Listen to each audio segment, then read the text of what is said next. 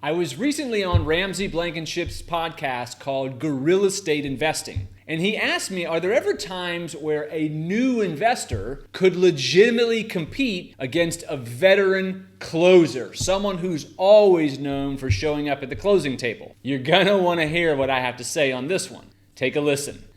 Let's go!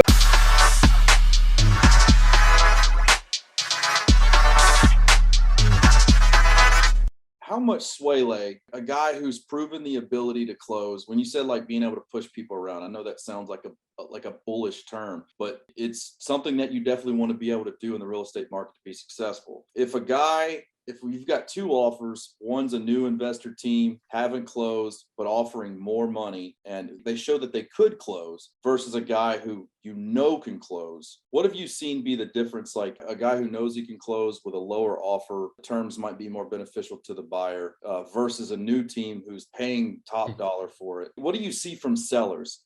Is more important, ability to close or price point? Yeah, let's go over a couple scenarios. So in general, as a general theme, but we have to dive deeper, of course, we're going with the closer. Now, if that newbie is turning in an offer that is so ridiculous, okay, let's say you got a $5 million ask price and they came in at 6.2 million and everybody else is at 5.3, 5.4, you kind of start to think, all right, let's vet him a little bit more, right? So let's talk to his lender. Let's talk about where he gets his equity from. Let's have him prove that money's there. Let's talk to maybe a couple of brokers that maybe did at least a deal with them or two. Let's dive deeper with their lender to see how they've been with producing documents in the past. And then what I'll do is if we're thinking about doing something with a newbie, I might want to squeeze that due diligence and closing period down even more so that if he flakes out, we only wasted a few weeks and we can still go back to that next buyer. But even then,